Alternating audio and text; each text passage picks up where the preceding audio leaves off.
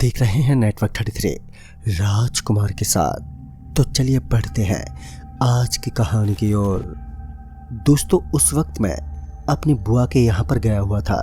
तभी रात को मुझे फ़ोन आया कि सुबह मेरी मीटिंग होने वाली है। तो ऐसे में मुझे अपने घर पर जाना बहुत ज़रूरी था। मैं अपनी बुआ के घर अपनी बुआ के लड़के दीपक को लेने के लिए आया था। दरअसल उससे मुझे कोई ज़रूरी काम था, इसलिए मैं उसे लेने के लिए उसके घर पर आया हुआ था। लेकिन जब मुझे पता चला कि सुबह मेरी मीटिंग होने वाली है, तो मैंने तुरंत ही उसे तैयार होने को कहा और फिर हम दोनों रात के लगभग 9 बजे वहाँ से तुरंत ही निकल गए। घर से निकलते वक्त मेरी बुआ ने हमसे कहा, बेटा संभल कर जाना और याद रहे उस गांव मंडवा से तो बिल्कुल भी मत जाना, रात में वो बिल्कुल भी ठीक नहीं है। मैं अपनी बुआ से इसका रीज़न पूछने ही वाला था, मगर उस वक्त मुझे काफ़ी लेट हो रहा था, तो मैंने इसके बारे में पूछना ठीक नहीं समझा। उसके बाद मैं और मेरी बुआ का लड़का दीपक घर से निकले। पहले तो मैंने सोचा कि हम लोग उसी रास्ते से जाएंगे जिस रास्ते से हम अक्सर आया जाया करते हैं, मगर मेरे गांव का रास्ता बुआ के गांव से लगभग 18 किलोमीटर की दूरी पर पड़ता है। तो ऐसे में हमें लगभग 1 घंटे का टाइम तो वैसे भी लगने वाला था, और ऊपर से हम खाना भी खाकर नहीं आए थे, तो हमें थोड़ी भूख भी लग रही थी। पहले तो हम दोनों एक ढाबे पर खाना खाने के लिए रुके, और इसी वजह से हमें पता नहीं चल पाया कि कब रात के 10:30 बज गए। इसलिए हम दोनों खाना पीना खाकर वहाँ से निकले तो उस समय रात के 10:30 बज चुके थे।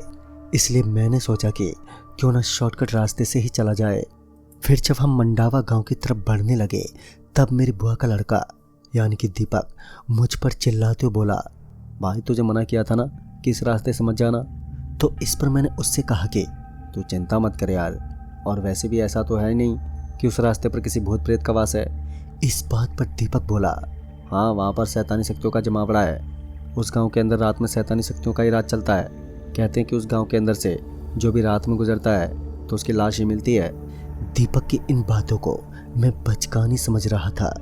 उसके बाद मैंने कहा कि तो चिंता मत कर, मैं भूत प्रेत से अच्छी तरह से लड़ना जानता हूँ। मगर कहीं ना कहीं इन बातों में मैं भूतों को थोड़ा बेइज्जत कर रहा था। उसके बाद मैं दीपक से मजाक करते हुए उस रास्ते को पार करने लगा। जब हम उस गांव के करीब पहुंचे तो मैंने देखा कि वह पूरा गांव अंधेरे में डूबा हुआ था। जब मैं उस गांव में पहुंचा, तभी से मुझे उस गांव में कुछ अलग एहसास होने लगा, मानो कोई अदृश्य शक्ति मेरे बाइक के पीछे बाइक को रोकने का प्रयास कर रही है। मगर मुझे लगा कि शायद मेरी बाइक में कोई प्रॉब्लम हो गई होगी, इसी वजह से बाइक को चलाना थोड़ा मुश्किल लग रहा है। मगर मैं गलत था।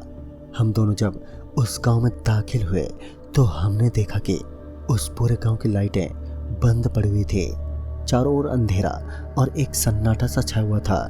मगर उस गांव में इस तरह का सन्नाटा होना कोई बड़ी बात नहीं थी, क्योंकि रात में वैसे भी सभी लोग अपने घर की लाइट बंद करके सोते ही हैं। मगर वो काफ़ी सन्नाटे में डूबा हुआ था। चारों तरफ काफ़ी अंधेरा था।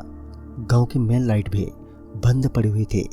ऐसा लग रहा था मानो वह गांव एक खंडर बन चुका हो, मानो उस गांव में कई सालों से कोई भी रहता ही ना हो। मगर मुझे इन बातों से कोई ज़्यादा लेना देना नहीं था। मेरा सिर्फ इतना काम था कि मैं किसी तरह उस गांव को पार कर लूं। अभी हम दोनों उस गांव को पार ही कर रहे थे कि तभी दीपक ज़ोर ज़ोर से चिल्लाते हुए बोला, देखो देखो उस छत पर क्या है। जब मेरी नज़र उस पर गई तो मुझे वहाँ पर कोई भी चीज़ नहीं दिखी, लेकिन दीपक लगातार यही बोल रहा था कि देखो उस छत पर एक भयानक आदमी बैठा हुआ है, और वह बुरी तरह से डरने लगा। उसका डर उसके चेहरे पर साफ साफ दिख रहा था। मगर मुझे तो कोई नज़र नहीं आया, लेकिन मुझे लगा कि यह ज़रूर उसका कोई वहम होगा। और फिर मैं अपनी बाइक को आगे बढ़ाते हुए आराम से सफ़र का आनंद लेने लगा। मगर दीपक अब काफ़ी ज़्यादा डरा हुआ था, इसलिए वह बोल भी नहीं रहा था। मगर मुझे लगा कि उसके दिल में इस गांव के प्रति पहले से ही डर था, तो ऐसे में उसे कोई वहम हुआ है। लेकिन मैं गलत था, क्योंकि इस बार जो नज़ारा मैंने देखा तो उसे देखकर तो मानो मेरे सारे विचार और सारे गलत वहम ही निकल गए। इस बार मैंने एक छत के ऊपर एक ऐसा भयानक आदमी देखा जिसे देखकर मैं अंदर तक हिल गया था। दरअसल मैंने देखा कि एक छत के ऊपर एक आदमी खड़ा था जो मेरी तरफ अपना हाथ हिला रहा था। डरा देने वाली बात तो ये थी कि उसने अपना मुंह खोल रखा था। दरअसल उसके मुंह के अंदर उसकी जीभ कटी हुई थी। इतनी दूर होने के बाद भी उसके चेहरे के अंदर एक आग सी जल रही थी और उसका पूरा मुंह आग से भरपूर था। चारों तरफ आग लगी हुई थी और उसके बाद देखते ही देखते उसके सर में भी आग लगने लगी। फिर वह आदमी जोर जोर से चिल्लाने लगा। मेरे अलावा दीपक भी उस भयानक और खौफनाक नज़ारे को देख पा रहा था। हम दोनों अंदर से बुरी तरह से कांप गए थे और तभी अचानक से हमने देखा कि सारे घरों पर बहुत सारे आदमी जोर जोर से चिल्लाए जा रहे थे। सबकी वही दशा बन चुकी थी जो कि उस आदमी की बनी हुई थी। वो नज़ारा इतना डरावना था कि वह मेरे दिल में इस कदर बैठ गया था कि डर के मारे उस सर्द रात में भी मेरे पसीने छूटने लगे। मगर मेरी बाइक अभी भी आगे की तरफ चली जा रही थी। मेरे हाथ अब जम चुके थे। मेरे अंदर डर का एक अलग ही माहौल पैदा हो चुका था। चारों तरफ उनकी चिल्लाहटें मुझे कहीं ना कहीं परेशान कर रही थी। उनकी आवाज़ें काफ़ी खौफनाक थी जो मेरे कानों के आर पार हो रही थी। और कुछ दूर आगे जाने के बाद हमारी बाइक ने अब दम तोड़ दिया। दरअसल अब हमारी बाइक खराब हो चुकी थी। एक तो ऊपर से यह डर जो हमें लगातार सता रहा था और अब यह बाइक अब बंद पड़ चुकी थी। उस भयानक माहौल में हम दोनों ने बाइक से नीचे उतरना ही और वहां से भागना ही ठीक समझा। मगर हमने बाइक का हैंडल पकड़ा और उसे भी साथ साथ लेकर वहां से दौड़ने लगे। उस अंधेरी और भयानक रात में मुझे ऐसा लगा कि हमारे पीछे बहुत सारे आदमी भाग रहे हैं। दरअसल उनके कदमों की आहट मुझे पीछे से सुनाई दे रही थी। डर के मारे मैं और दीपक काफ़ी तेजी से भागने लगे। हम कुछ दूर आगे गए ही थे कि तभी हमने देखा कि सामने की तरफ से खोपड़े के अंदर आग लगे हुए आदमी हमारी तरफ दौड़ते आ रहे थे। उन्हें देखकर अब हमारी मुश्किलें लगातार बढ़ती जा रही थी। उनका डर अब हमारे दिल में इस कदर बैठ चुका था कि अब हम लोगों ने अपने जीने की उम्मीदों को लगभग ख़त्म कर लिया था। क्योंकि आज मैंने ना तो दीपक की बात मानी और ना ही अपनी बुआ की, और उसका खौफनाक नज़ारा अब मेरी आंखों के सामने था। मगर दीपक मेरी जिम्मेदारी थी, तो ऐसे में मैं इतनी जल्दी अपने आप से और अपनी जिम्मेदारियों से हार नहीं मान सकता था। यही सोचकर मैंने दीपक का हाथ पकड़ा और फिर वहाँ से एक ज़ोरदार दौड़ लगाते हुए भागने लगे। हम लोग उन आदमियों के बिल्कुल सामने थे। मगर दीपक ने मुझे कहा, भैया चाहे कुछ भी हो जाए, हमें अपने रास्ते से भटकना नहीं है, हमें बस हमारे रास्ते में चले जाना है। जब हम लोग उन आदमियों के पास पहुंचे तो हमने देखा कि उनका चेहरा काफ़ी भयानक लग रहा था। उन सभी के दांत बाहर निकले हुए थे और साथ ही उन सभी आदमियों की खोपड़ी के अंदर एक भयानक आग जैसी कुछ चीज़ें लगातार उखड़ रही थी। यह देखकर हम दोनों के हाथ और पैर बुरी तरह से कांपने लगे। मगर मुझे दीपक से ज़्यादा इस गांव के बारे में मालूम नहीं था, तो दीपक ने मुझे कहा, जैसा मैं कहता हूँ वैसा ही करना। तो मैं भी दीपक के कहे अनुसार उसके पीछे पीछे भागने लगा। अब हम थोड़ा आगे गए ही थे कि तभी मैंने देखा कि सामने से एक बहुत ऊंचे कद का कोई शख्स हमें दिखाई पड़ा। जब मेरी नज़र उस पर ठीक से गई तो मैंने देखा कि दरअसल वह कोई और नहीं बल्कि एक काला भयानक राक्षस था, और शायद उसी राक्षस का खौफ इस गांव में भरा हुआ था। वो राक्षस बाकी लोगों की तुलना में काफ़ी बड़ा और भयानक था। उनके दहाड़ने की आवाज़ हमारे कानों के आर पार हो रही थी। उस राक्षस के नाखून काफ़ी लंबे लंबे थे। ऐसा लग रहा था कि उसके नाखून हमारा अंत करने के लिए तरस रहे हों। मगर पता नहीं क्यों दीपक उसके सामने भागने लगा और मैं भी उसके पीछे ही भाग रहा था, क्योंकि मेरे पास कोई और चारा भी नहीं था।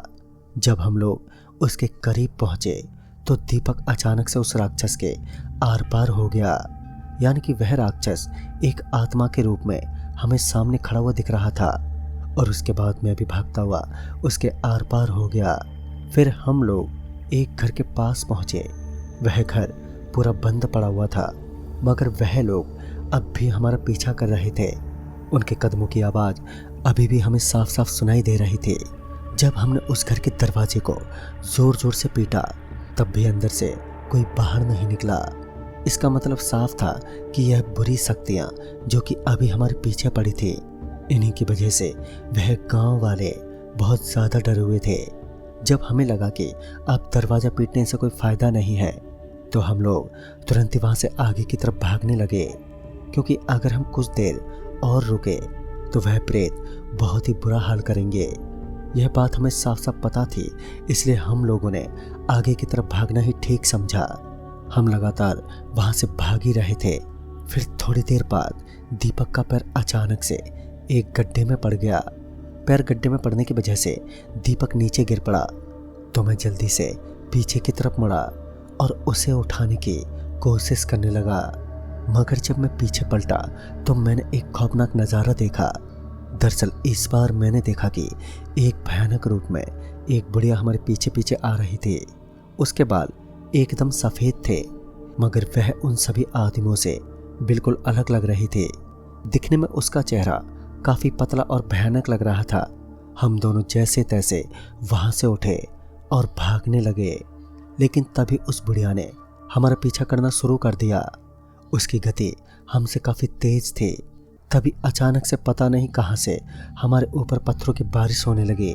जब मेरी नज़र ऊपर की तरफ गई तो मैंने देखा कि वह बुढ़िया एकदम हमारे ऊपर की तरफ उड़ रही थी और वहीं से उन पत्थरों की बारिश हो रही थी। वो नज़ारा मेरे लिए काफ़ी खौफनाक था। साथ ही वो बुढ़िया एक भयानक आवाज़ में हंसे जा रही थी। मगर एक बात जो दीपक मुझे लगातार कहे जा रहा था, दरअसल दीपक ने कहा कुछ भी हो जाए मगर हमें भूल कर भी हमारे रास्ते से हटना नहीं है। तो मैं बिल्कुल सामने की तरफ भागता रहा।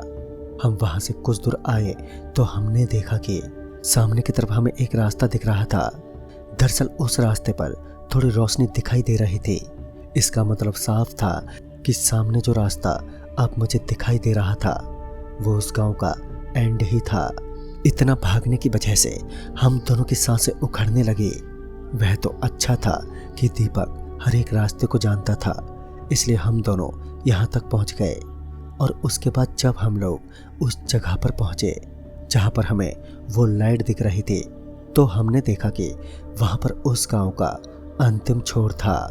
फिर जैसे ही मैं और दीपक उस रोशनी वाली जगह पर पहुँचे तो हमने देखा कि अब वो कदमों की आहट आनी भी बंद हो चुकी थी, यानी कि अब वो शैतानी शक्तियाँ हमारा पीछा छोड़ चुकी थी।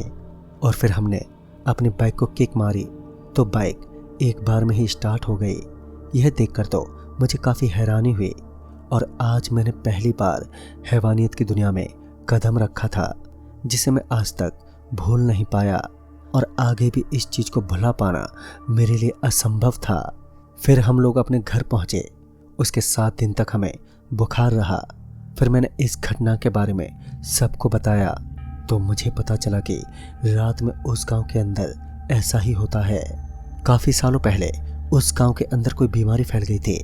उस बीमारी की वजह से काफ़ी गांव वालों की मौत हो गई थी और वो बुढ़िया उस गांव की सरपंच थे और उसकी भी मौत हो गई। उसके बाद उन सभी की आत्मा उस गांव में आज भी पहरा देती है। तो दोस्तों, इस कहानी में बस इतना ही। तब तक के लिए बाय एंड टेक केयर।